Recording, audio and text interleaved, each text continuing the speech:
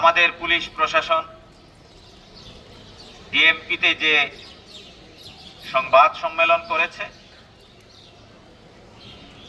সেখানে ত্রিভুজ একটি প্রেমের গল্প সাজানোর চেষ্টা করেছে। আমি আজকের এই সংবাদ সম্মেলন থেকে স্পষ্ট করে যে বিষয়টি বলতে চাই, বর্ষা যদি জুবায়েদকে পছন্দ করে থাকে সেটা বর্ষার বিষয়,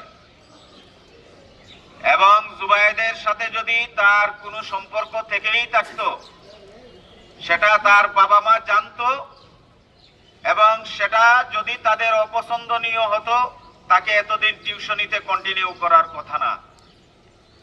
সুতরাং জুবায়েদ আমাদের যে শিক্ষার্থী, এই শিক্ষার্থীর প্রতি তার বিভাগের সকল শিক্ষক, আমরা যারা তার শিক্ষক, তার সহপাঠী, সবাই এটা সাক্ষ্য দিবে সে এই টাইপের কোনো ছেলে না।